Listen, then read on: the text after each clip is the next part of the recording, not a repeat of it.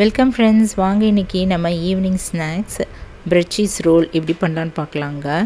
நம்ம வீட்டில் ப்ரெட்டு இருந்தால் போதுங்க, நம்ம இது ஈஸியாக செய்திடலாம். வாங்க இப்போ இந்த பிரெட் சீஸ் ரோல் எப்படி செய்யலான்னு பார்க்கலாம். அதுக்கு என்னென்ன தேவைன்னு பார்க்கலாங்க.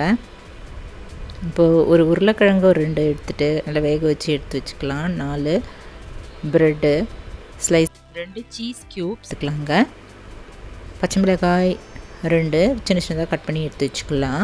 கொத்தமல்லியும் சின்ன பீசஸாக கட் பண்ணிக்கலாங்க. இப்போ இந்த சீஸை நம்ம துருவி எடுத்து வச்சுக்கலாம்.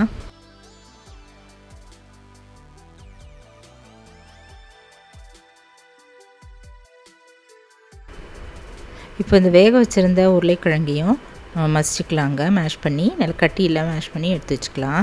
கட் பண்ணி வச்சுருந்த கொத்தமல்லி, பச்சை மிளகாய் இதெல்லாம் இந்த உருளைக்கிழங்குலாம் போட்டுக்கலாங்க. துருவி வச்சுருந்த சீஸையும் இதில் போட்டுட்டு கொஞ்சமாக உப்பையும் ஆட் பண்ணிக்கலாம்.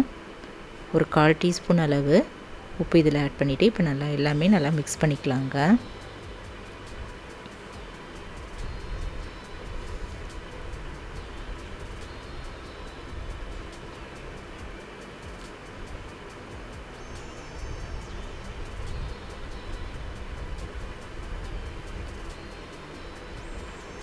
இது போல் மிக்ஸ் பண்ணி எடுத்து வச்சுக்கலாம்.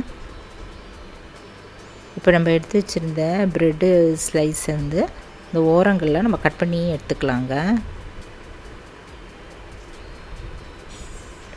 கட் பண்ணி எடுத்து வச்சிடலாம். அது இப்போ உள்ளே இருக்கிற அந்த ப்ரெட்டு மட்டும் இருந்தால் போதும். இதுக்கு இது போல் ஒரு 5-6 ப்ரெட் ஸ்லைஸை கட் பண்ணி எடுத்து வச்சுக்கலாம்.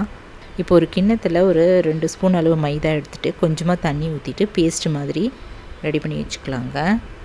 நல்லா கரைச்சிட்டு பேஸ்ட் மாதிரி தயார் பண்ணி வச்சுக்கலாம். கரைச்சி எடுத்து வச்சிடலாம். இப்போ இந்த ப்ரெட் ஸ்லைஸை நம்ம சப்பாத்தி இழைக்கிற கட்டையில் நல்லா இது போல் அழுத்தி தேய்ச்சிக்கலாங்க. நல்லா ப்ரெஸ் பண்ணி தேய்ச்சி வச்சிடலாம். தேய்ச்சிட்டு நம்ம ரெடி பண்ணி வச்சுருக்கிற அந்த ஸ்டஃபிங்கை இது ஓரமாக அப்படி வச்சிடலாம்.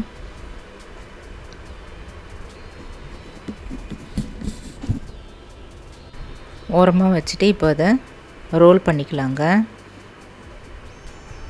நல்லா அழுத்தி சுற்றிடலாம். சுற்றிட்டு இப்போது அந்த ஓரத்தில் இருக்கிறதெல்லாம் நம்ம தயார் பண்ணி வச்சுருக்கிற இந்த மைதா பேஸ்ட்டு தடவிட்டு நல்லா ஒட்டிடலாம்.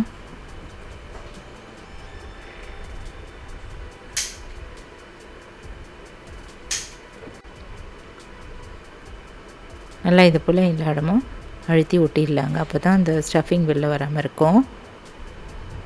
சைட்லேயே நம்ம கொஞ்சமாக மைதா பேஸ்ட் எடுத்துகிட்டு தடவிட்டு ஒட்டிடலாம்.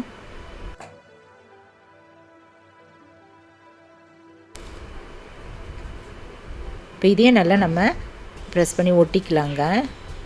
இந்த ஸ்டஃபிங்லாம் வெளியில் வராதபடி நம்ம ஒட்டி இது போல் எல்லா ரோல்ஸையும் ரெடி பண்ணி எடுத்து வச்சுக்கலாம்.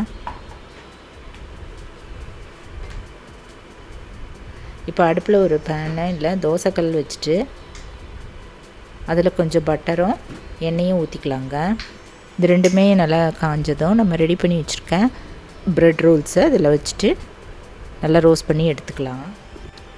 எல்லா பக்கமும் நல்லா ரோஸ்ட் ஆகிறபடி நம்ம அடிக்கடி திருப்பி விட்டுடலாங்க. இது போல் ஸ்பூன் 2 வச்சுட்டு திருப்பிக்கலாம். ஸ்டவ் வந்து மீடியம் ஃப்ளேம்லேயே வச்சு நம்ம ரோஸ்ட் பண்ணி எடுக்கலாங்க. இது தோசைக்கல்லையும் வச்சு நம்ம சுட்டு எடுக்கலாம். இப்போ நல்லா இது போல் செவந்ததும் நம்ம எண்ணெயெல்லாம் வடிய விட்டுட்டு எடுத்து வச்சிடலாங்க. நல்லா டேஸ்டான பிரெட் சீஸ் ரோல்ஸ் ரெடி ஆகிடுச்சு. இது நல்லா டொமேட்டோ சாஸோட தொட்டு சாப்பிட்டா அருமையாக இருக்கும். பசங்களுக்கு பெரியவங்களுக்கு எல்லாருக்குமே ரொம்ப பிடித்தமான ஈவினிங் ஸ்நாக்ஸுங்க. நீங்களும் இந்த டேஸ்டான பிரெட் சீஸ் ரோல்ஸ் ட்ரை பண்ணி பாருங்கள். இந்த வீடியோ பிடிச்சதுன்னா என்னுடைய சேனலான குக்கிங் வித் சித்ரா அன்பு சேனலை சப்ஸ்கிரைப் பண்ணிக்கோங்க. தேங்க்ஸ் ஃபார் வாட்சிங். நம்ம அடுத்த வீடியோவில் பார்க்கலாம். நன்றி, வணக்கம்.